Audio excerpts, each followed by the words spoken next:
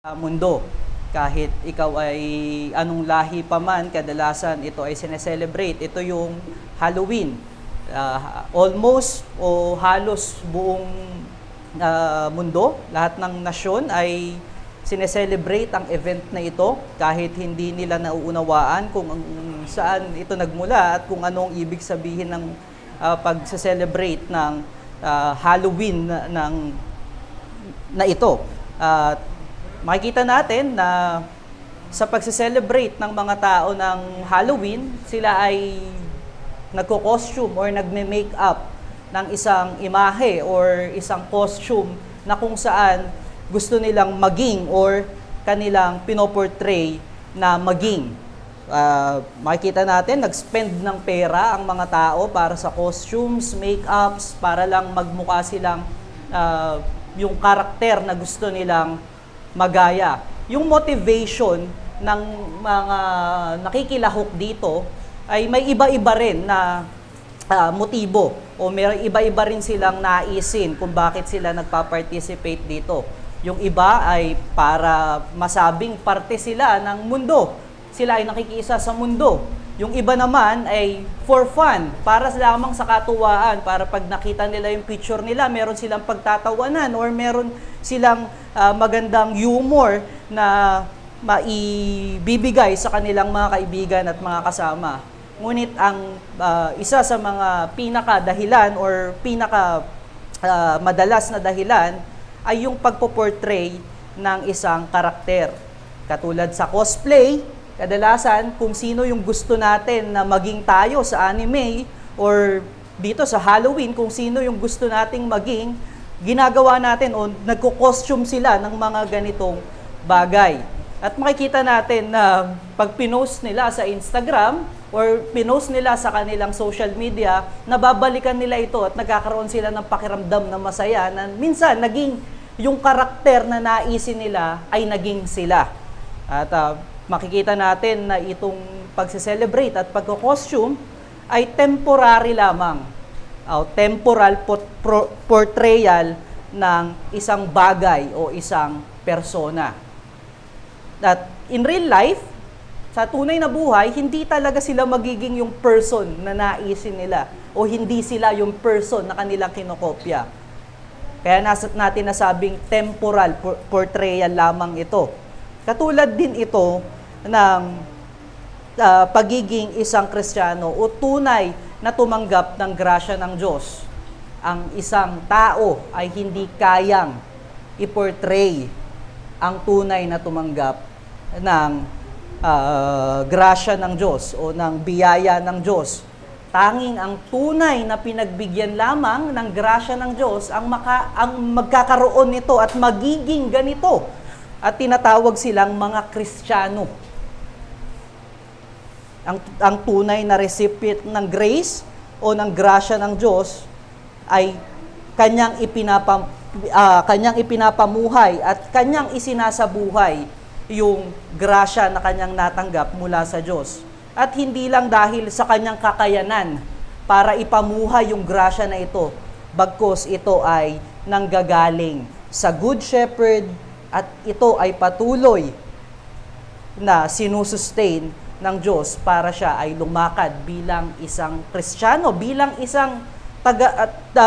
isang recipient ng grasya ng ating Panginoon. At mababasa natin yung ating passage ngayon dito sa John chapter 10 verse 11 to 21. At ang sabi ng Panginoon sa kanyang salita, I am the good shepherd. The good shepherd lay down his life for the sheep.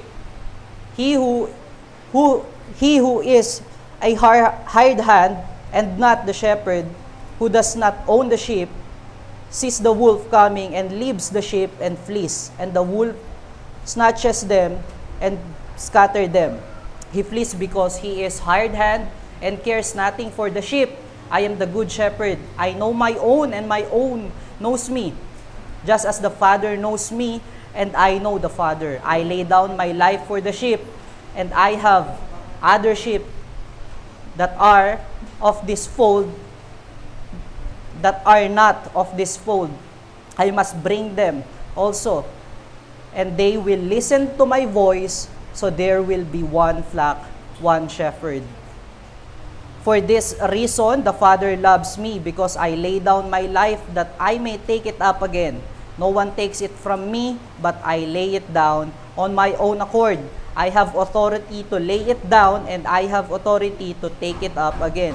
This charge I have received from my Father. There was again division among the Jews because of these words. Many of them said, "He has a demon and is insane. Why listen to him?" Others said, "These are not the words of one who is oppressed by the demon. Can a demon open the eyes of the blind man?" At yan ang salita ng Panginoon. Magpasakop po tayo. So makikita natin dito sa ating passage, yung patuloy na bibigay ni Kristo ng karunungan at ng katotohanan patungkol sa buhay ng isang Kristiyano at patungkol dun sa grasya na tinanggap ng isang Kristiyano na nagmumula sa Kanya. Ang ating passage ay continuation ng preaching ni Christ patungkol dito sa Good Shepherd. Last time na pinag-aralan natin yung dyan, pinag-aralan natin si Kristo bilang ang pintuan ng Kanyang mga tupa. Ito ay nangangahulugan na si Kristo lamang yung pinrovide ng Panginoon na daanan patungo sa kaligtasan at patungo sa presensya ng Diyos. Ngayon, ang pinag-uusapan natin, ngayon tayo ay dinala naman ni Kristo doon sa mga grasya na binigay niya at nararanasan ng isang Kristiyano kapag siya ay parte na ng kawan ng Diyos o parte na ng presensya ng ating Diyos. Makikita natin sa verse 11 to verse 13 na ang sinabi ng Panginoon dyan na siya yung Good Shepherd. At ang Good Shepherd ay binibigay ang kanyang buhay para sa kanyang mga tupa. At makikita natin dito na ang pamamaraan ni Kristo para tayo ay i-tend, para tayo ay i-feed, ay sa pamamagitan ng kanyang buhay. At ang pamaraanan ng Diyos para tayo ay dalhin sa kaligtasan sa Kanya ay sa pamamagitan ng buhay, kamatayan at muling pagkabuhay ni Kristo. At makikita naman natin dito na ikinumpare niya yung kanyang sarili, hindi doon sa mga temporal things na nag-failed na maging type ng typology ni Kristo o maging yung mga material na bagay na nag-fail na makasatuparan yung kapahayagan ng Diyos o yung sustenance ng biyaya ng Panginoon. Kinontrast niya yung kanyang sarili doon sa mga hired hand. Makikita natin doon sa Jesus saying na I am the bread. Kinontrast niya yung sarili niya doon sa mana, sa wilderness. Sa light, doon sa darkness. Yung door, kinontrast niya doon sa maraming kapamaraanan ng mga false teachers at ni Satan para sabihin na maraming daan patungo sa kaligtasan sa Diyos. Dito, ikinumpara niya yung kanyang sarili doon sa mga hired hand. Hindi nilinaw dito sa passage kung sino yung mga hired hand. Ipinapakita lamang dito sa passage na nag-iisa lamang yung mabuting pastol.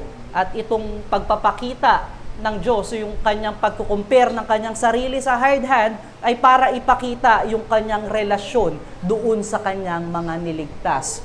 Hindi niya kinocompare yung sarili niya dahil nag-failed yung typology na yon. Yes, nagfe-fail talaga ang mga hired hand, even yung mga under-shepherd ng Panginoon, which is yung preachers and pastor ng church. But hindi niya kinocompare yung sarili niya para kinocompare yung sarili niya sa mga ito. Kinompare niya yung both relationship ng hired hand sa kanyang sarili bilang great shepherd. So makikita natin dito at pinoportray ng Panginoon at binibigay na mensahe ng Panginoon sa atin na siya yung mabuting pastol at siya ay may relasyon sa kanyang mga tupa. May relasyon siya doon sa kanyang mga pinagkamatayan by saying or by adding that he lay down his life for his sheep. At doon sa contrast nga nung hard hand na na tumatakbo pag nakita yung wolf. At dito sa verse 14 to verse 15, makikita natin yung biyaya ng Panginoon na magkaroon tayo ng karunungan patungkol sa Kanya. Makilala natin siya ng lubos. Pinapakita ng Diyos na dahil sa Kanyang kamatayan, nakilala natin siya ng lubos. At hindi lamang ito dahil tayo ay magaling at marunong. Hindi lang dahil tayo ay may sariling dunong at may sariling lakas para malaman ang katotohanan ng Diyos. Sinasabi dito ni Kristo sa verse 15 na yung pag-ibig o yung karunungan na meron tayo patungkol sa pag-ibig ng Diyos o relasyon ng Good Shepherd sa kanyang sheep ay nagmumula doon sa relasyon ng Ama doon sa anak at ng anak doon sa Ama. Wag tayo magmadaling mag-conclude na parehas yung ating relasyon sa Ama na ngayon. Dahil sinabi ni Kristo na parehas. Ang sinasabi ni Kristo dito na yung pag-ibig ng anak sa Ama, kung paano niya nalalaman yung kalwalhatian ng Diyos, ay inireveal din niya sa atin upang tayo ay matutong magmahal sa Diyos at tayo ay willingly na sumunod dun sa katotohanan na kanyang ipinahayag at kanyang patuloy na binibigay sa atin. At makikita natin dito na merong other flock pa pala ang Diyos, hindi lamang doon sa Israel. Bababalik tayo doon sa verse 1 to 5 na sinasabi ni Kristo na yung Israel, which is yung sheep pen, sinasabi niya meron siyang pagmamay-ari doon. Yung sheep pen, mga kapatid, back in the time, doon sa time ni Kristo, hindi lamang isang shepherd at iisang flock ang nandoon. May iba't ibang shepherd na nagmamay-ari ng iba't ibang sheep doon. Kumbaga, ang mga tupa ni Iyer na si Morgan at si Tulip ay, paki-edit yun, yung dalawang alaga ni Iyer ay pwede niyang ilagay dun sa sheep pen. At ako rin, pwede rin ako maglagay dun sa sheep pen. Ginagawa ng mga shepherd ito dahil nga magastos yung sheepfold. So, ibig sabihin, maraming nandun na uri ng tupa. Ngunit sabi ni Christ sa verse 1 to 5, meron siyang pagmamay-ari doon sa sheep pen ng Israel. At meron din siyang pagmamay-ari na tupa sa ibang sheepfold. At ang kanyang trabaho ay para tawagin sila, para kunin sila at i-gather sila sa iisang sheepfold at pamahalaan ng nag-iisang Good Shepherd. At ito ay naging makatotohanan sa pamamagitan at na-realize nating lahat sa Universal Church. Tayong lahat ay ginather ng Diyos sa pamamagitan ng kanyang kamatayan, ng kanyang buhay, at ng kanyang muling pagkabuhay. Yung kanyang gospel ay naipahayag dahil nangyari ito historically.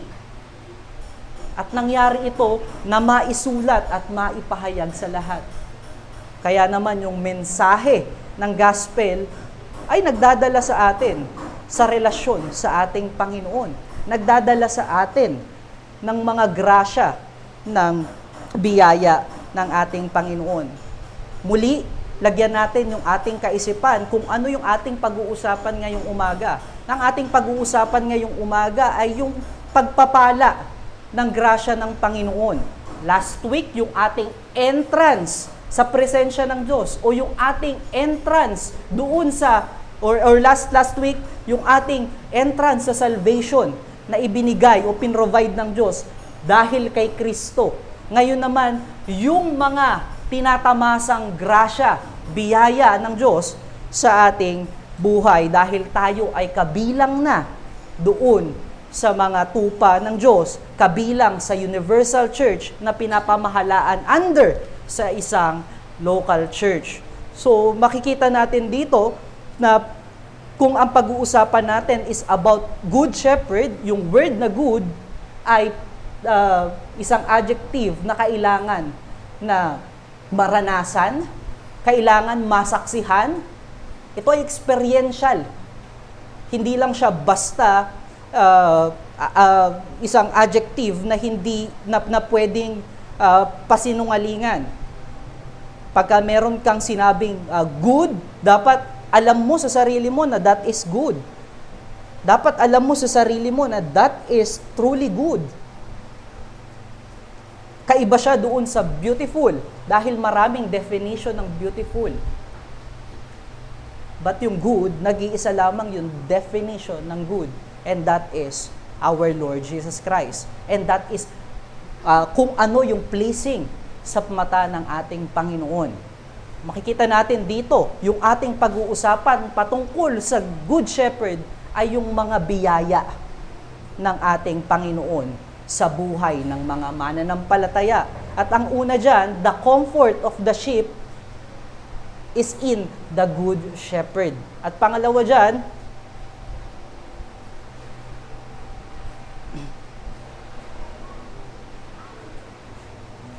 ay yung communion of the sheep with the Good Shepherd. So, makikita natin, parehas itong nararanasan ng mga mananampalataya. At kung ikaw ay wala pa sa pananampalataya sa Panginoon at naghahangad kang maranasan yung comfort at yung communion sa Panginoon, ang dalangin namin ay maging beneficial sa iyo ang mensahe na ito at maunawaan mo at maglong ka na maranasan mo rin ang mga bagay na ito. So, i-consider natin yung ating unang mensahe, yung comfort ng sheep sa kanyang mabuting pastol o sa Tagalog, ang kapunuan ng buhay ng tupa ni Kristo ay nasa kamay ng mabuting pastol. Makikita natin yan sa verse 11 to verse 13 na sinabi ni Kristo na siya ang mabuting pastol at ang mabuting pastol ay ibinigay ang kanyang buhay para sa kanyang mga hinirang. At makikita natin dyan yung contrast nga ng dalawa. Kaya masasabi natin na ipinapakita dito ng Diyos na even na may panganib, tayo ay comforted dahil tayo ay under sa kamay ng mabuting pastol. Kung ating iisipin yung word na comfort, makikita natin na ito sa dictionary na may kapahayagan o may ibig sabihin na state of physical ease and freedom from pain and constraint. Gayon din, easing or elevation of the person's feeling of grief and distress. Sinasabi na yung comfort ay pagiging malaya sa anumang sakit. Pagiging malaya, parang tunog prosperity gospel. Pero hindi po ito prosperity gospel. Pagiging malaya sa anumang hinaing sa buhay, kalungkutan, pagkawala, pagiging kapos. Yung comfort ay yung isang pakiramdam na kung saan napupuno at nagiging satisfy ang isang tao. Sa argumento ng ating Panginoon sa kanyang teaching dito sa kanyang preaching sa verse 1 to verse 18 or verse 21 or to verse 21, makikita natin na marami siyang binigay na hindrance o kabigatan sa buhay ng isang sheep. Nandiyan yung mga wolf, nandiyan yung thieves and robbers. Sila yung mga threat doon sa buhay ng isang tupa. Ngunit sinasabi ni Kristo na siya yung mabuting pastol at siya yung nagliligtas na pastol. Siya yung kapahingahan o siya yung security ng lahat ng kanyang mga tupa.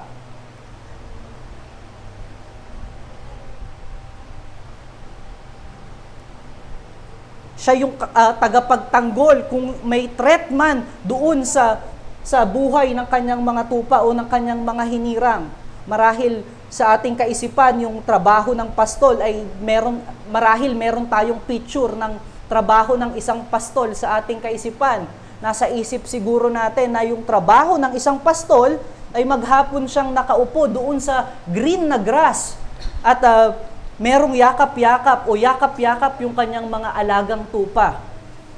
Sa ating kaisipan siguro, napakagaan ng trabaho ng isang pastol. Pero ang katotohanan, mga kapatid, ito ay isang napakabigat na trabaho. Manly job nga kung ide-define sa tunay na figure ng isang sheep.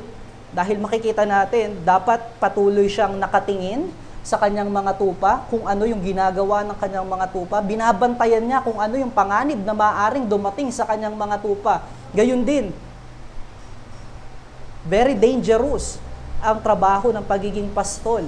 Makikita natin si David, doon sa Old Testament, naranasan niyang atakihin ng leon, na atakihin ng mga oso, ng mga bear. Ganito kapanganib yung buhay ng isang pastol. Kaya naman hindi siya basta-basta trabaho lamang na kahit sino ay pwedeng mag-enlist. At sa pagdadagdag ng ating Panginoon ng word na good, makikita natin dito yung supremacy ng isang shepherd. Hindi lamang siya caring, but he is the ultimate na nagke-care para sa kanyang mga tupa.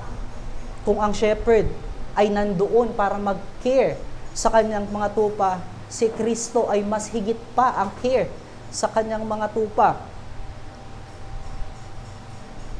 At hindi lamang yung pagiging caring ng ating Panginoon, bagkus yung kanyang provision din para sa kanyang mga tupa o sa kanyang mga hinirang. Ibig sabihin, kung sufficient yung security ng salvation ng mga tupa sa isang shepherd, yung good shepherd, sufficient at eternal yung binigay niyang salvation para sa kanyang mga tupa. Makikita natin yung provided na salvation ng ating Panginoon para sa kanyang mga tupa. Ang kanyang provision ay yung pag-lay down niya ng kanyang buhay para sa kanyang mga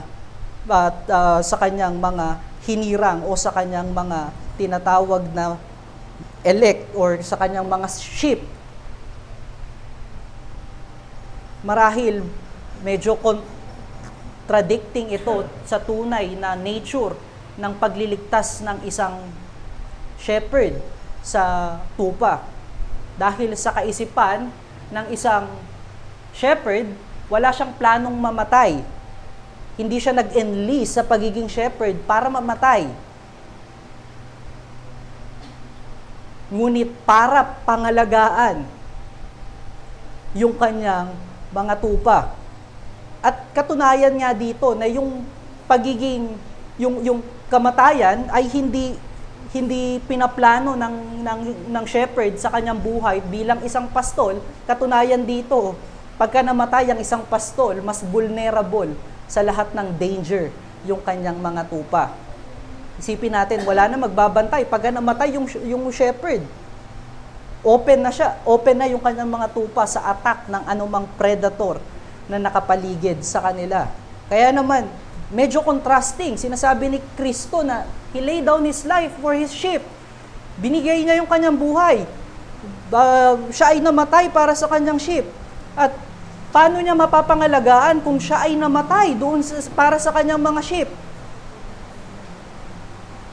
At isa sa mga katunayan na hindi pinaplano ng shepherd na mamatay isa sa mga katunayan na pag namatay ang shepherd ay open sa anumang atake at vulnerable sa pag-scatter ay yung kanyang mga hinirang. Makikita natin yan sa Zechariah chapter 13 verse 7. Sabi ng Lord diyan sa kanyang prophecy doon sa Messiah, I will strike the shepherd and the sheep of the flock will scattered. At nangyari nga ito doon sa Matthew chapter 16 na ito ay kinote doon sa Matthew chapter 16. Matthew chapter 26 verse 31, Mark chapter 14 verse 27, Luke chapter 22 at doon sa John chapter 13. Makikita natin na ito ay nangyari talaga. Si Peter na siyang mayabang, sinasabi niya na hindi siya tatakbo at hindi niya iiwan ng Diyos. Ngunit nung nakita niyang dinakip si Kristo, walang ni isang natira sa mga disciple ng Panginoon. At we can equate that the disciple are sheep of the Good Shepherd. So ngayon, maiisip natin, paano nagme-make sense yung pag-lay down ng Diyos ay naging security at comfort ng kanyang mga tupa. Wag natin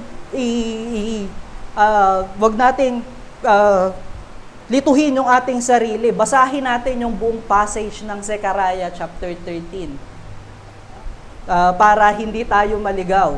Dahil yung prophecy ng Panginoon diyan para sa Good Shepherd ay necessary na ma-strike yung Good Shepherd. Mamatay yung Good Shepherd para sa salvation ng kanyang flock.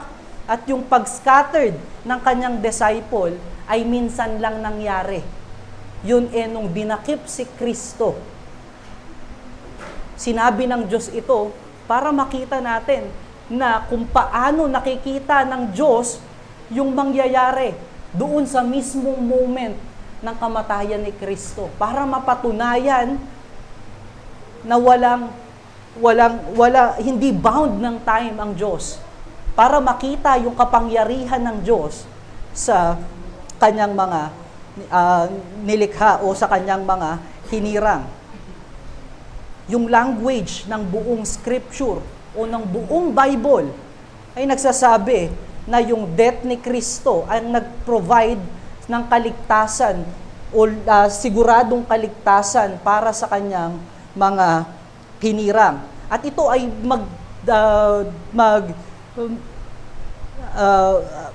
ito ay magdadala ng higit na grasya pa sa kanila, hindi lamang doon sa salvation, but yung sustenance at doon sa comfort at sa pag-ibig sa Diyos. Tandaan natin na yung sheep o yung shepherd na in-strike doon sa krus ay hindi na natiling patay.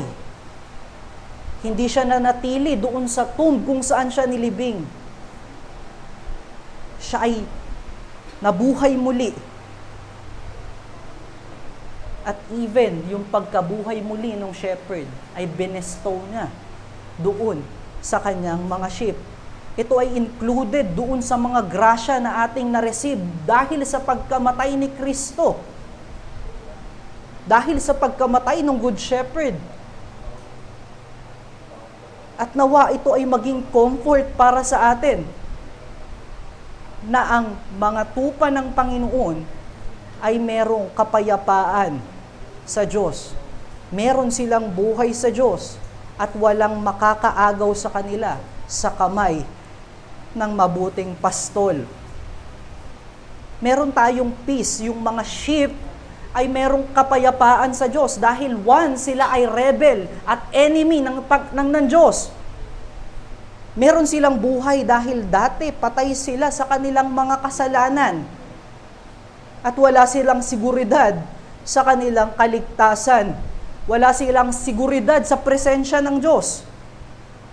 Kaya nga ganun kasilos yung mga Hudyo sa kanilang mga rites or yung kanilang mga ritual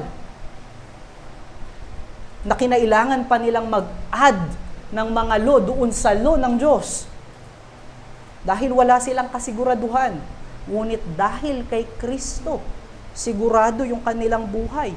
Yung ating dapat matandaan dito o yung ating yung sinisignify ng passage na to, life is secure under the care of the Good Shepherd. Yung buhay ng isang Kristiyano ay secure. Ang buhay ng bawat Kristiyano ay nasa pangangalaga ng mabuting pastol. Marahil pwede nating sabihin na ang buhay ay hindi madali. Madaling sabihin na i-meditate mo yung kabutihan ng Diyos, pero yung realidad ng buhay ay hindi madali. Tunay naman ang kasabihan na yan. Pero sa mga mananampalataya, hindi madali ang buhay sa mundo. Pero kasama ng mga mananampalataya at ng mga tupa palagi ang Good Shepherd. Realidad ng buhay ang pagiging mahirap. Especially sa mga tupa ng Diyos. Dahil sila ay despised by the world. Kung sa unbeliever, mahirap na yung buhay, how much more doon sa mga naniniwala kay Kristo.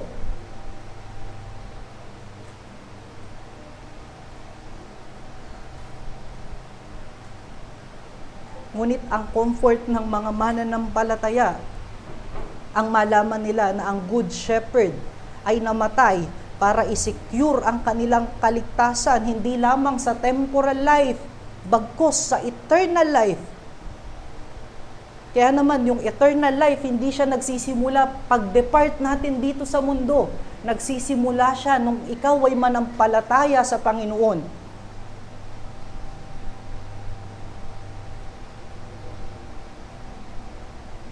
Nung namatay si Kristo sa krus ng Kalbaryo, yung grasya ng Diyos, yung nag-uumapaw na grasya at biyaya ng Diyos, ay napasa atin. Ay napasa kamay ng mga kanyang hinirang, natanggap ng kanyang mga hinirang. Para mas maunawaan natin ng lubos, yung unang mga tagabasa ng Gospel of John, yung mga Jewish Christian na nasa dispersion dahil doon sa pagkawasak ng temple ng Jerusalem, dala ng Roman Empire, yung kanilang hope ay nandoon sa temple sa Jerusalem. So nung nakita nilang ito ay sinira at wala na, hindi na nag-e-exist, nagkaroon sila ng kalungkutan. Nagkaroon sila ng pangamba doon sa kanilang kaligtasan. Para sa kanila, yung templo ng Diyos ay nagre-represent ng presensya ng Diyos. Ngunit kung babalikan natin yung sinabi ni Apostle John doon sa chapter 4 ng gospel na ito, dadating ang time dahil sa pagparito ni Kristo sa kanyang buhay, kamatayan at muling pagkabuhay, na ang presensya ng Diyos ay magre-reside sa puso at sa buhay ng bawat mananampalataya sa Kanya. Ito yung nais isabihin ni Apostle John doon sa unang reader ng gospel na ito. Huwag niyong tignan yung templo doon sa Jerusalem. Tignan niyo yung inyong mga sarili na pinagkamatayan ni Kristo. Nasa inyo yung presensya ng Diyos. At ang kaligtasan ay wala doon sa templo sa Israel. Ang kaligtasan ay na kay Kristo. At kung nasa atin ang presensya ni Kristo, ang kaligtasan ay sumasa atin.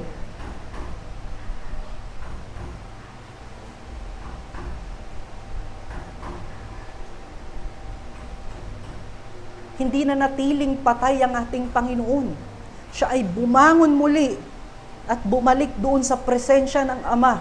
Ngunit hindi niya iniwan ng kanyang mga disciple nang nag-iisa lamang.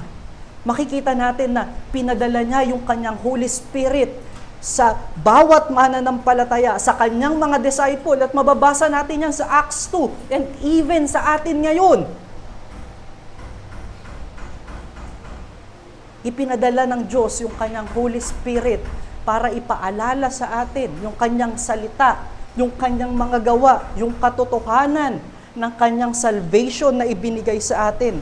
Mababasa natin sa John chapter 16 verse 14 na yung Holy Spirit will glorify Jesus Christ, for He will take what is mine and declare it to you.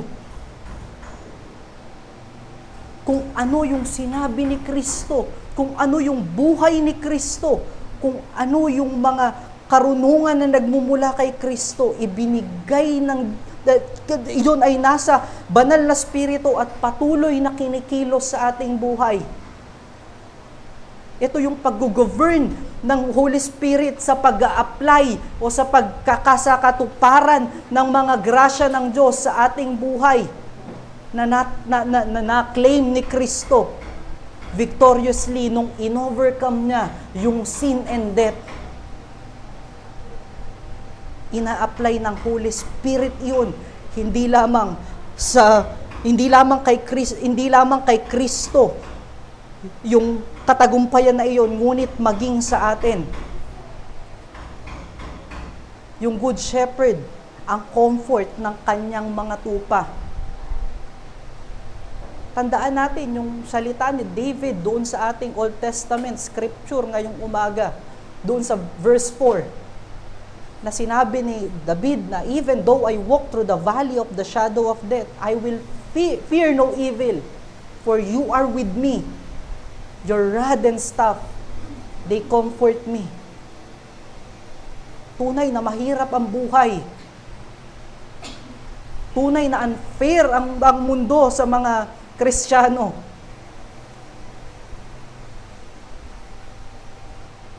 But yung comfort ng mga tupa ng Diyos ay doon sa realidad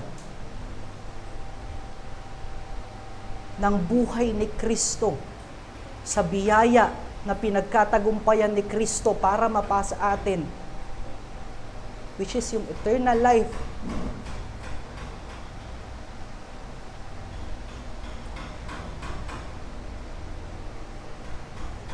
Isa sa mga danger o yung pinaka-immanent na danger na pwede nating i-reflect sa thieves, wolves, and robbers ay yung lies ni Satan. Yung mga temporal things at yung sin that is still indwelling in us.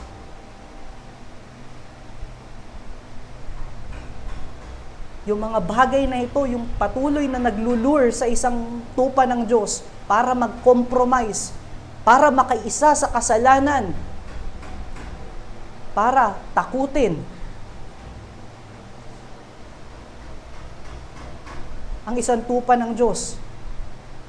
Marahil dumadating tayo sa punto ng ating buhay na merong nangyayaring isang sirkumstansya at tinetempt tayo na magkasala.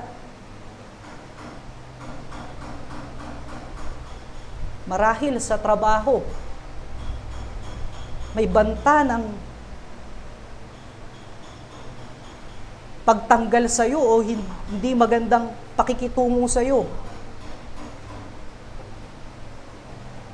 Yun ay tinetempt tayo sa ating kasalanan. Gayon din yung mga temporal things na nagmumukhang desirable sa ating mga mata.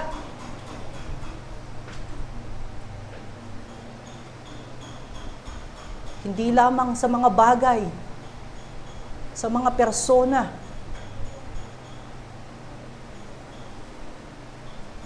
Marahil maganda itong bagay na ito at maliligaw tayo at malalayo yung ating kaisipan doon sa comfort na meron tayo kay Kristo dahil sa mga bagay na ito. Marahil minsan madadala tayo sa sitwasyon na ang mundo ay ilalagay tayo sa kahihiyan.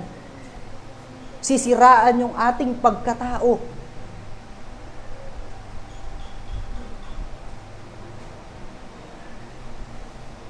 Yung mga bagay na yan, mga kapatid, ay temporal things.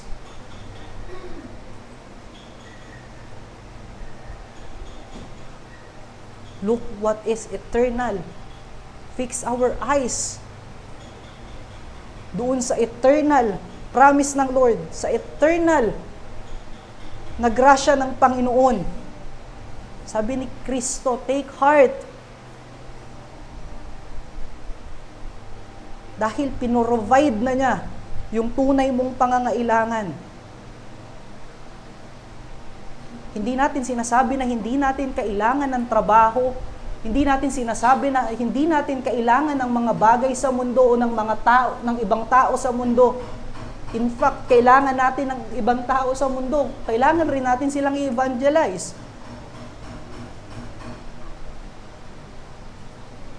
Hindi natin sinasabing hindi masama yung pagpuput ng mundo sa atin sa slander and shame.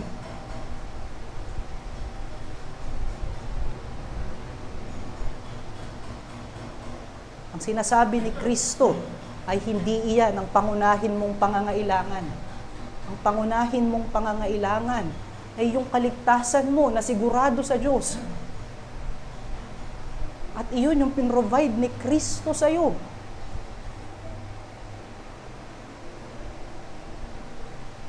Sabi niya sa Matthew chapter 10 verse 28, do not fear losing those things. Those are temporal things. But rather, fear Him who can destroy both body and soul. Hindi natin sinasabing matakot tayo sa Diyos sa kaya niyang gawin. Ang sinasabi dito ni Kristo, magkaroon tayo ng respect doon sa kapangyarihan ng Diyos. Yung temporal things cannot destroy our soul. Dahil ni-restore ng Diyos. At binigyan tayo ng buhay ni Kristo which is eternal.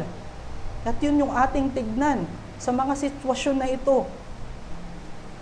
Kung nakikiisa yung mga taong nakapaligid sa atin sa kasalanan, yun ay kanilang kapamaraanan. Dahil sila ay kaisa sa mundo. Ngunit bilang kaisa at bilang nakatingin doon sa bagay na pinrovide sa atin ng Diyos, which is yung eternal salvation.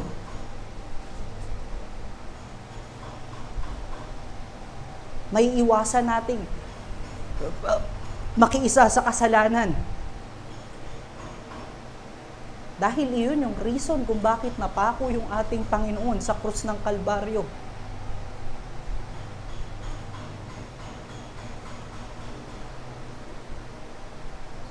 Maging comfort natin na kahit tayo ay iba sa mundo, meron naman tayong eternal life dahil kay Kristo. Ang ating pinupunto rito, the true fullness of life only found in Jesus Christ. Ang tunay na buhay ay matatagpuan lamang kay Kristo. Tignan natin yung comparison ng eternal life doon sa temporal things or temporal life dito sa mundo. Tignan natin yung buhay sa mundo. Marahil sila ay masaya. Mukhang contented. Ngunit sa kanilang kaloob-looban, sila ay wala. Sila ay blanco. Pwede nilang gawin kahit anong gustuhin nila. Pwede nilang sundin yung kanilang sarili.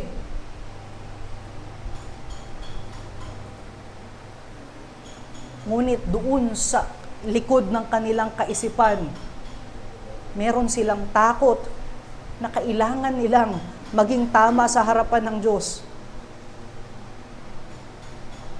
Pwede nilang gawin yung mga bagay sa kanilang sariling kakayanan para i-cover yung emptiness at yung guilt na meron sila sa harapan ng Diyos. Compare natin sa buhay na nakay Kristo. Ang buhay na nakay Kristo ay may pagkakontento sa lahat ng kanyang tinatanggap o sa provision ng Lord sa kanyang buhay. Ito yung reason kung bakit yung mga Kristiyano ay diligent na pagkaingatan yung mga biyaya ng Diyos sa kanyang buhay.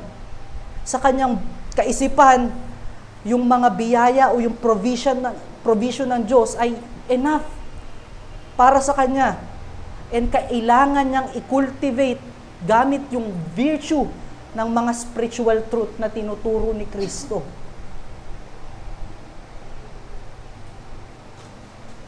Balikan natin yung ating Old Testament scripture sa umagang ito. Nung sinulat ni David yung Psalms 23. Makikita natin dyan yung pagiging kontento ni David doon sa grasya ng Diyos.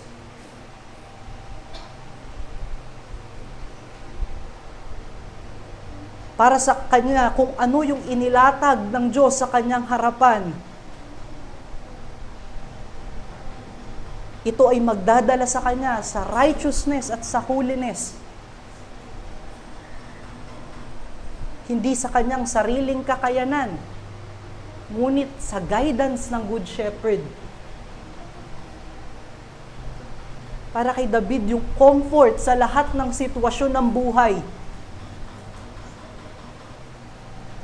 Siya ay may comfort sa lahat ng situation sa buhay. Pagkat alam niya, yung Good Shepherd ay kasama niya. Yung Good Shepherd ay taking care of him. Nililid siya dun sa path ng righteousness. Meron siyang kapayapaan sa kanyang puso pagkat siya ay reconciled na sa Diyos because of the Good Shepherd that laid down His life that make us with peace with His Father. Yung ating tanong sa umagang ito,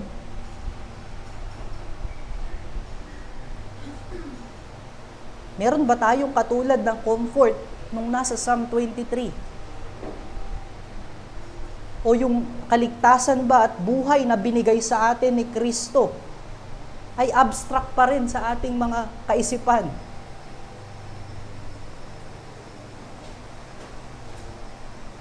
Ang dalangin natin ay hindi.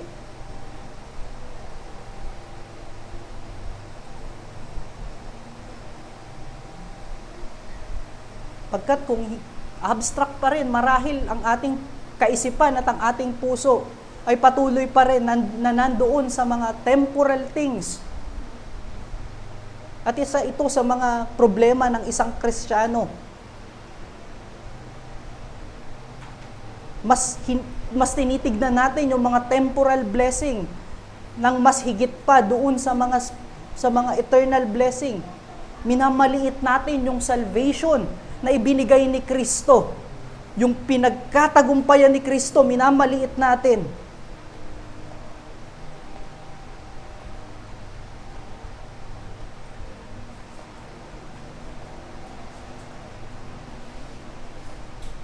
Minsan, meron tayong kaisipan o may kaisipan ng mundo na yung eternal blessing ay pagpo-provide ng mga temporal things o pagiging masagana sa mga bagay na temporal, physical things.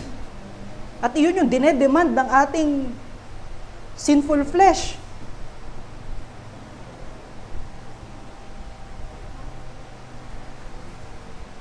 At minsan, kapag meron tayong panalangin na hindi sinagot ng Diyos o meron tayong hiniling na material things, temporal blessing, at hindi sinagot ng Diyos, madali nating sinasabi na hindi totoo ang Diyos o minsan, hindi man tayo lumalayo sa presensya ng Diyos, tinitake natin yung mga matters sa ating mga sariling kamay.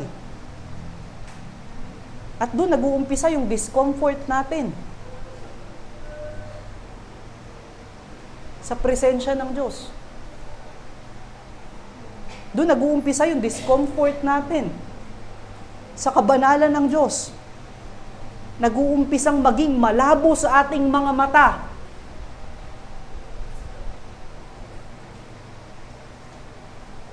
Yung katotohanan at kabutihan ng Diyos.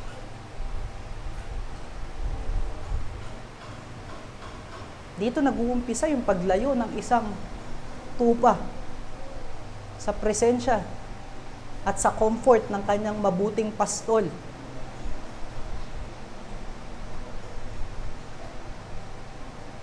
Ang pinrovide ni Kristo ay yung eternal salvation para sa atin.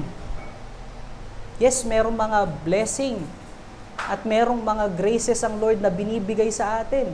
May mga provision na binibigay sa atin. Ngunit hindi yan ang priority ng ating Panginoon. Ang priority ng Good Shepherd is to secure the salvation of His flock.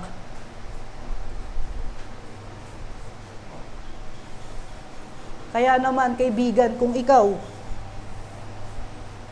ay wala pang comfort na katulad ng mga believer, nais kong sabihin sa iyo, kaibigan, na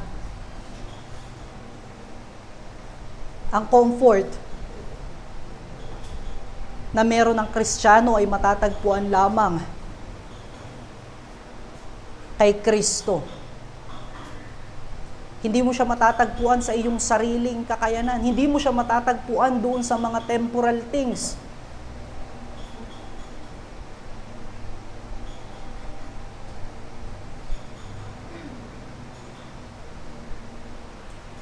Patuloy kang magkakaroon ng discomfort sa iyong sarili.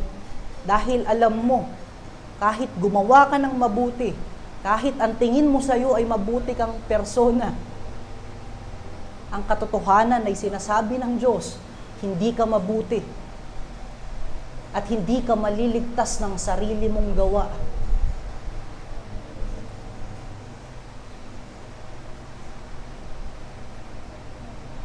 Sinasabi ng banal na kasulatan ng Diyos na si Kristo ang nag-iisang daan sa kaligtasan. Yung kanyang kamatayan sa krus ang nag-iisang pinrovide ng Diyos para sa ating salvation. At kung patuloy mong i-insist na ikaw ay mabuti, na ikaw ay may mga mabuting gawa, ikaw ay nagre-rebel o lumalaban sa katotohanan ng Diyos at ginagawa mo siyang sinungaling. At yan ang katunayan na ikaw ay enemy of God.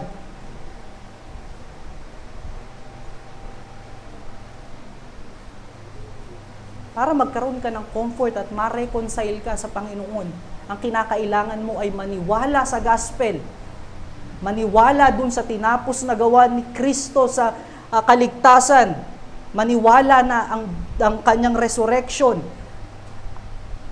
ay nagbunga ng eternal life para sa kanyang mga hinirang. At magsisi ka sa iyong kasalanan.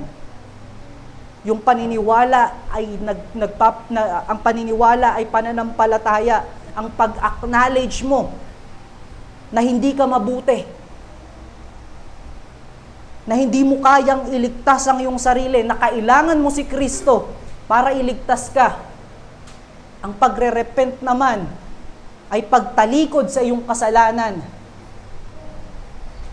at pagsasubmit ng iyong buhay sa Good Shepherd. Nangangahulugan iyon na willing kang gabayan ng Good Shepherd, which is si Christ. At isa sa evidence niyan, ang pag-look forward mo sa membership sa church, kung saan gino-govern ng authority ng Diyos.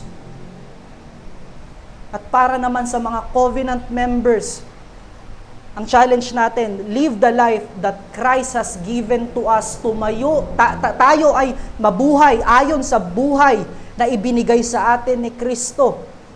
Isa pamuhay natin yung eternal life na ibinigay ni Kristo sa pamamagitan ng pag-submit sa kanyang tinig. Sa pag-exercise ng mga truth sa preaching, sa panalangin, sa fellowship, kasama ang ating mga kasama sa simbahan, sa sacraments. Yan ay tinig ng Diyos na nagpapakita na tunay ang kanyang kaligtasan at nagpapakita na sigurado yung kaligtasan na ibinigay niya sa kanyang mga tupa.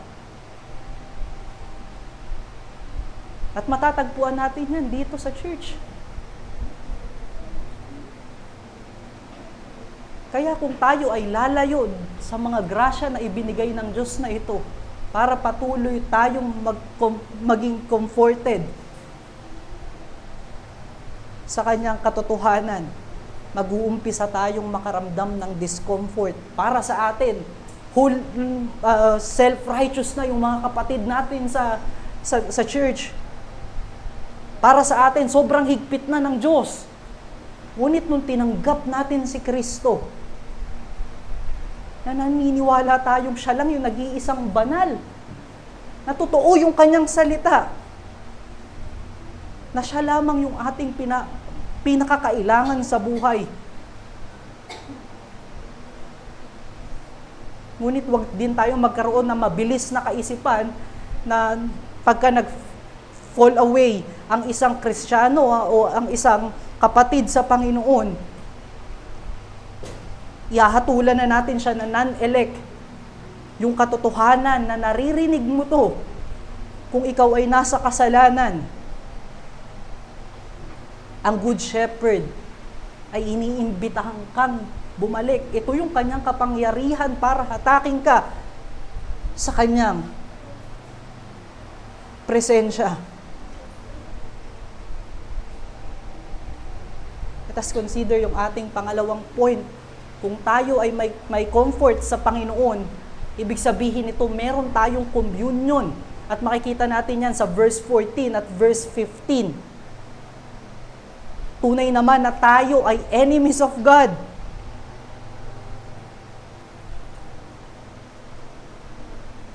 Ngunit, reconciled dahil sa gawa ng mabuting pastol. Dahil sa word na enemies, pwede nating masabi na yung word na enemy, may dalawang persona dito, magkabilang panig. Hindi sila nagko-commune with each other. At kadalasan, kung meron tayong kaaway, we make sure na hindi magko-cross yung ating paths o yung ating landas. Nire-restrain nila yung kanilang sarili na i-bless yung each other o mahalin yung bawat isa. Kaya naman, nung tayo ay na-reconcile sa Diyos, dahil sa gawa ng mabuting pastol, yung communion with God ay naging possible muli.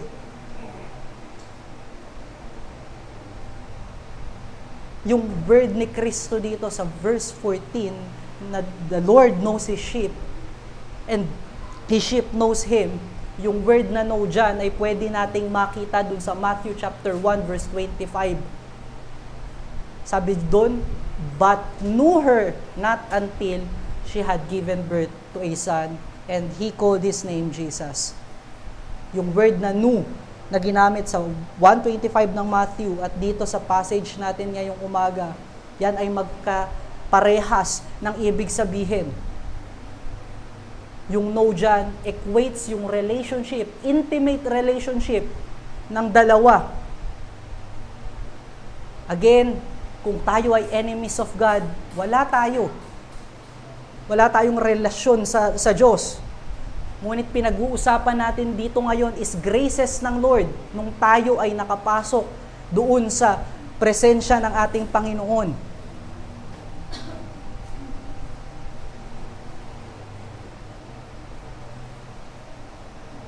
Pwede nating makita yung word na know dyan doon o hinahalin tulad iyan ng Bible Dictionary sa intimacy nung dalawang mag-asawa sa kanilang kama. Yung pagiging willing na ibigay ang sarili, may pagtitiwala dahil nalaman niyang siya ay minamahal ng kanyang partner. Ganun yung sense nung no dito nung sheep at nung shepherd. Yung sinasabi ng Diyos dito na mahal niya yung kanyang sheep at mahal din siya nung kanyang sheep. Ngunit merong diferensya sa dalawang sa oras ng pag-ibig ng dalawa sa bawat isa. Si Kristo ay minahal na tayo eternally. Makikita natin sa Ephesians 1. Tayo ay predestined kay Christ sa pagmamahal ng Diyos. Dahil sa pagmamahal ng Diyos.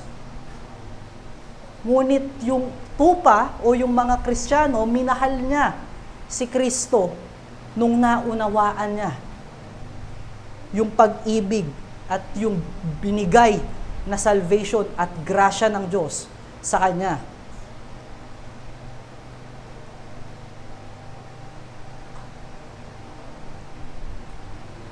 At ang katotohanan naman ito ay tunay dahil naniniwala tayo sa total depravity Hindi natin maaring mahalin ng Diyos. Hindi nga natin maaring gawin yung mga bagay na pleasing sa Diyos. Hindi natin alam kung paano gawin ang bagay na iyon.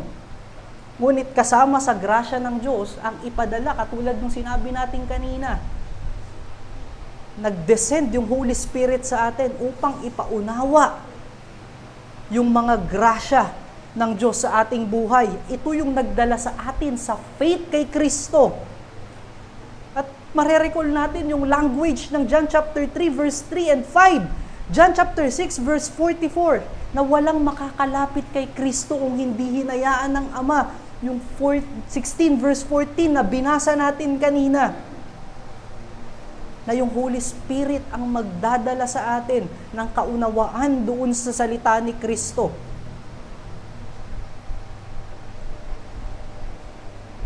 At minirror ni Kristo o binigyan ng parallel ni Kristo yung pagmamahal na yan doon sa pagmamahal ng Ama sa Anak. Ito yung pinaghugutan ng intimate love ng Good Shepherd sa sheep mula doon sa pag-ibig ng Father sa kanyang Son. Hindi ibig sabihin nito, perpekto na yung pagmamahal natin kay Kristo. Meron itong diferensya pa rin. Ang pinapahayag dito na yung mga tupa ni Kristo o yung mga sheep o yung mga hinirang ng Diyos para kay Kristo ay magiging obedient, willing to submit their lives, willing na ibigay yung pamumuno kay Kristo sa kanilang buhay. Kung paano pinagkakatiwalaan ng anak yung Father God dahil alam niya yung binigay ng Ama sa kanya ng mga tao ay i-glorify ang pangalan ng Ama. Mag-glorify sila sa kaligtasan na kanilang ipoprovide sa mga hinirang ng Diyos.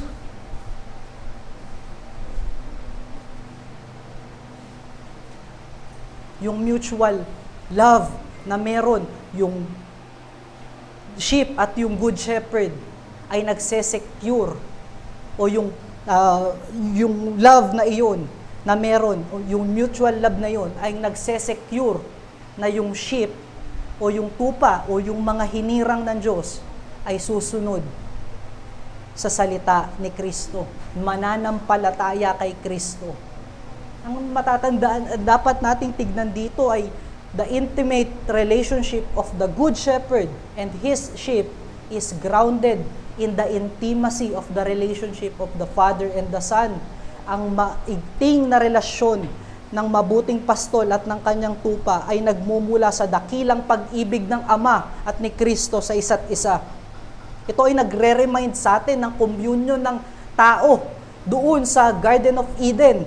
Sabi doon sa Genesis na yung tao ay na ang Diyos ay naglalakad kasama ng tao sa garden. Pinapahayag nito yung communion nila sa bawat isa. They are freely communicating. Nababantad yung katotohanan ng Diyos sa kanilang mga mata at nababantad yung kanilang buong pagkatao sa Diyos.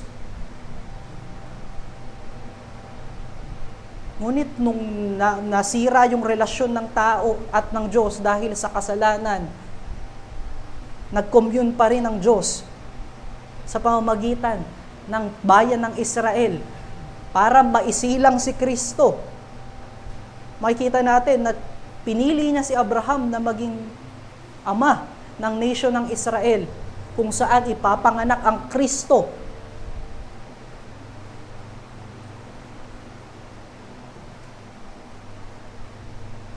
At kay Christ, nakipag-commune siya sa kanyang mga disciple.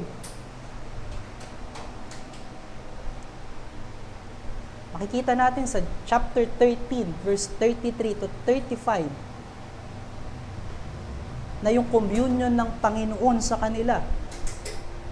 At gayon din sa chapter 15, verse 9 to 11, ng Gospel of John, yung patuloy na communion ni Kristo sa kanila dahil sa kanyang tinapos na gawa sa krus ng Kalbaryo.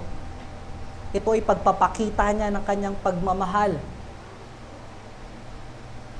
Makikita natin sa lahat ng communion na yan, ito ay ginogovern ng pag-ibig ng Diyos. At pag sinabi natin na ito ay ginogovern ng pag-ibig ng Diyos, makikita kagad natin at maiisip kagad natin yung word na authority and judgment.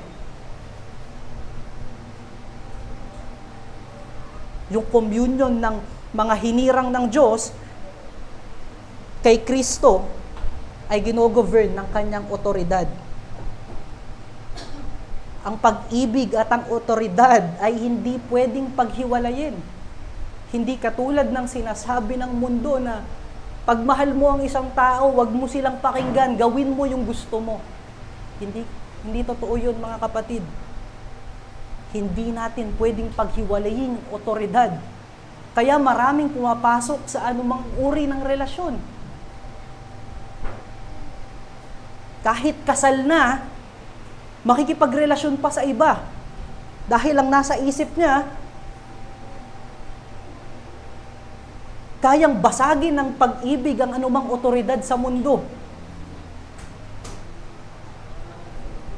Ngunit sinasabi ni Kristo, we cannot love without recognizing the authority that governs it.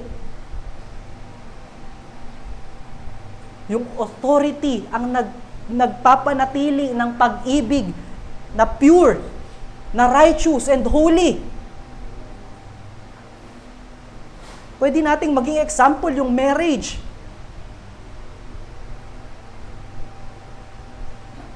God governs the marriage.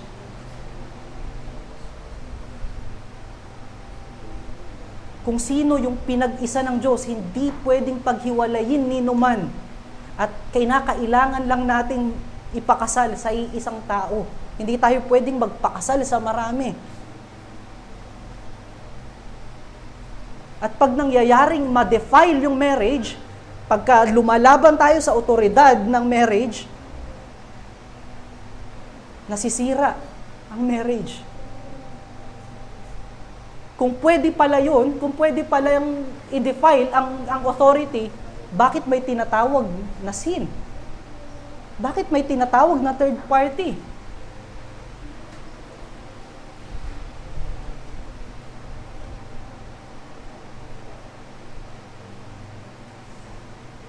Kung idudugtong natin yung otoridad ng Diyos sa buhay ng isang tupa at hinirang ng Diyos, yung sheep na nagmamahal sa Good Shepherd ay magsasubmit sa otoridad ng kanyang Good Shepherd.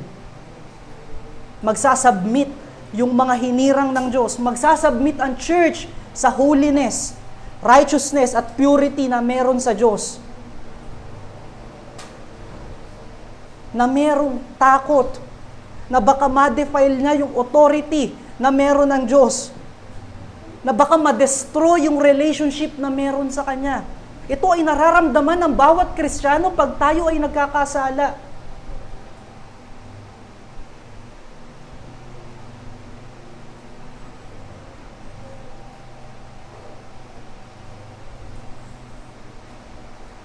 At pag pinag-usapan yung word na authority, pumapasok din yung word na judgment. Hindi natin sinasabi yung word na judgment na i-judge natin yung mga tao. Ang sinasabi natin dito, yung word na judgment, ang tunay na meaning ng word na judgment is measurement. Katulad kapag tayo ay nag-commit ng crime, yung judge ay titimbangin yung punishment na nararapat para dun sa crime na na-commit. Kaya nga yung scale bar ng statute ng law, makikita natin, di ba, yung statute ng law, may scale bar yon. Yun ay measurement. Pagsukat.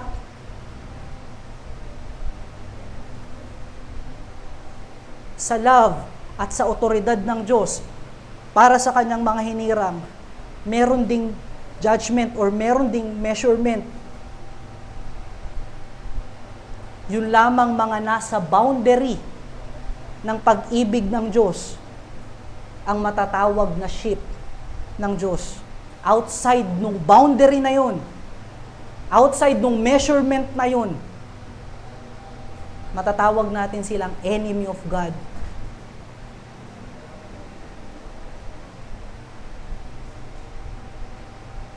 Marerecall natin dito yung salita ng Panginoon sa ating passage.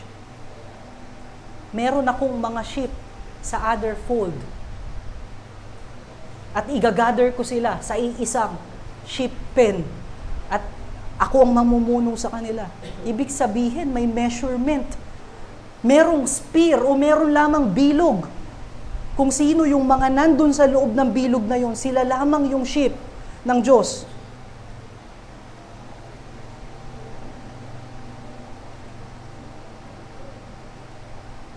Ito yung kadahilanan kung bakit meron tayong judgment.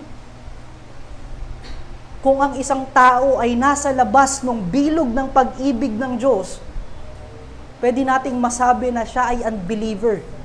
Siya ay enemy of God. Siya ay son of darkness.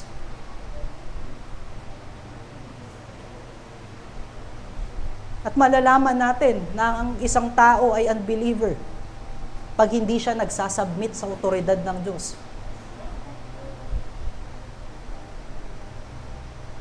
Dahil sa bagay na yun, malalaman natin na hindi niya iniibig ang Diyos.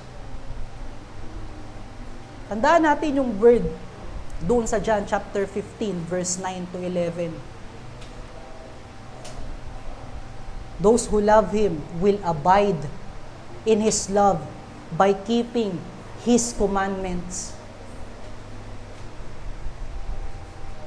Yung mga tunay na nagmamahal sa Diyos, ulitin natin, yung tunay na nagmamahal sa Diyos ay patuloy na magsasubmit sa Kanyang mga commandments. Tignan natin yung mga previous na people sa Israel doon sa Garden of Eden. Dineclare ng Diyos sa kanila yung kanyang authority. At pinaalala ng Diyos sa kanila yung boundary ng kanilang love by giving them the law. At yung mga nag-a-abide lamang sa salita ng Diyos at nagre-recognize lamang sa salita sa otoridad ng Diyos sa kanilang buhay ang natatawag na anak ng Diyos.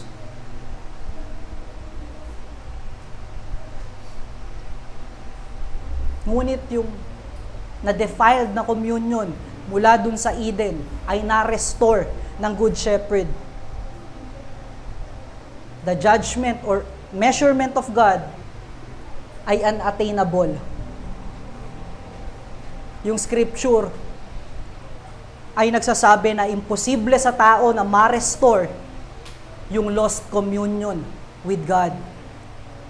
It takes the Son of God to be the propitiation for them, to bring them in restoration. Even yung application ng salvation nagmumula kay Kristo o yung pagmamanifest ng salvation na nagmumula kay Kristo, kinakailangan na i-regenerate tayo ng Holy Spirit para maunawaan natin yung katotohanan ng Diyos at yung kanyang pag-ibig. Dahil kay Kristo, ang kanyang mga tupa ay meron ng communion with God.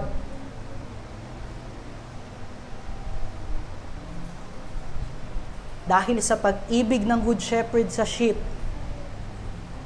yung mga hinirang ng Diyos ay naunawaan yung true love and yung true communion with God. Ang pinupunto natin dito, mga kapatid, God manifests His love on the cross. Naihayag ang pag-ibig ng Diyos sa krus ni Kristo.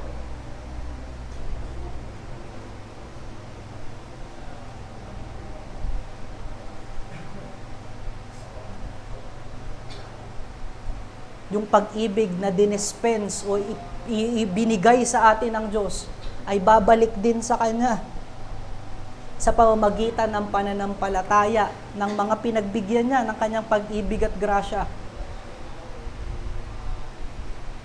Yung pag-ibig ng Diyos ay naihayag sa pamamagitan ng buhay, kamatayan at muling pagkabuhay ni Kristo.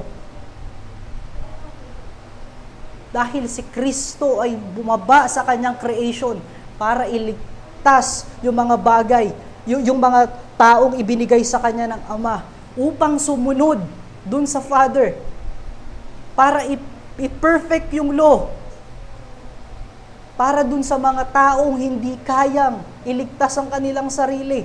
Ito ay nagpapahayag ng respeto ng Diyos sa Kanyang sariling otoridad. Kung hindi nirespeto ni Kristo yung otoridad ng Diyos, yung Kanyang sariling otoridad, pwede naman tayong maligtas nang basta sabihin niyang ligtas na tayo. Ngunit nire-respeto ng Diyos yung Kanyang sariling otoridad. At yung sariling otoridad na yun ay pagpapakita ng pag-ibig sa Ama. Pag-ibig sa tama. Pag-ibig sa kabanalan. Namatay si Kristo para sa Kanyang mga hinirang. Nagre-reflect ito ng hindi maaabot na measurement ng Diyos. Imposible sa tao na maabot yung measurement ng Diyos dahil nga makasalanan ng tao. Yung resurrection ni Christ ay nagpapakita na siya ay Diyos. Na siya ay may otoridad na ibigay yung Kanyang buhay. At kunin itong muli. At meron din siyang otoridad na ibigay ito sa mga taong pinagkamatayan niya, na ibinigay sa Kanya ng Father. Yung resulta ng pag-ibig ng Diyos na ibinigay sa atin o ibinigay sa Kanyang mga hinirang ay bumalik patungo sa Panginoon sa kapamaraanan ng ating pananampalataya, sa kapamaraanan ng ating pag-ibig sa Kanyang kabanalan, sa pag-ibig sa Kanyang katuwiran, at pag-ibig sa Kanyang katotohanan. Yung ating New Testament scripture ang nagsasabi dito. Yung mga tunay na reconciled sa Diyos ay magre-rejoice o magagalak kay Kristo, sa binigay na kaligtasan ni Kristo. At sinabi ni Paul dyan, doon sa pag-rejoice kay Kristo, hindi lamang masaya ka, kung hindi may pag-akto, may pagsunod doon sa ginawa ni Kristo. God is glorified when His people glorify Jesus Christ, His Son. Makikita natin yan sa John chapter 13, verse 31 to 32, yung passage nating tinignan kanina.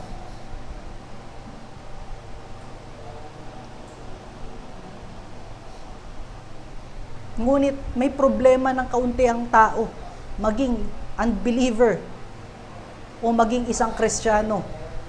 Minsan nagfe-fail tayong mag-submit sa pag-ibig ng Diyos dahil mas mahal natin ang ating sarili.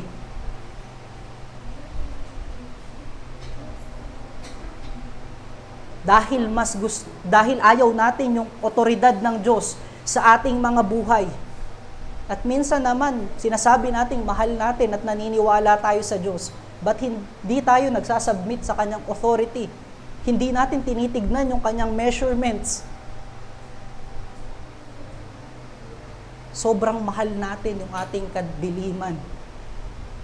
Mahal natin yung ating mga kasalanan.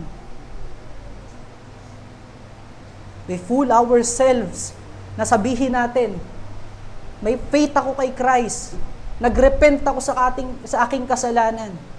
But we fail to submit ourselves sa authority and judgment ng Diyos.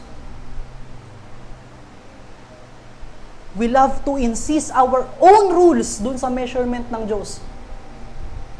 At yun yung problema ng tao. At nangyayari yan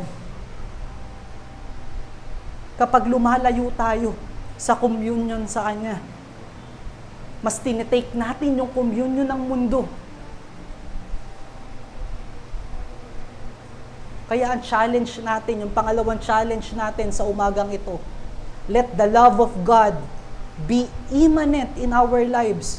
Magliwanag ang pag-ibig ng Diyos sa ating mga buhay. Maging evident yung pag-ibig ng Diyos sa ating mga buhay sa pamamagitan ng pagmamahal sa bawat isa, sa pamamagitan ng pagsunod sa lahat ng salita ni Kristo, sa pag-imitate kay Christ, sa continuous communion with Him through His words and sacraments. At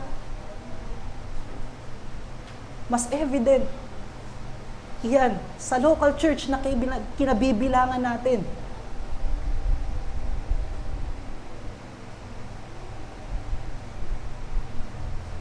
Katulad nung binasa natin sa chapter 13 nandyan kanina, malalaman ng mundo kung tunay tayong nasa Kanya kapag minamahal natin ang bawat isa. At sa pagmamahal na yun, kasama dun yung kabanalan, kasama dun yung katwiran ng Diyos, kasama dun yung Kanyang purity. At yun ay isa sa tinig ng Diyos.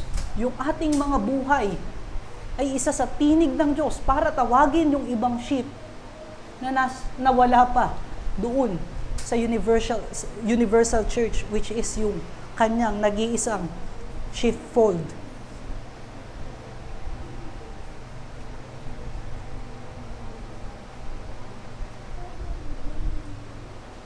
Dalangin natin, mga kapatid, na tayo ay mag-submit at maging maliwanag yung pag-ibig ng Diyos sa ating mga buhay.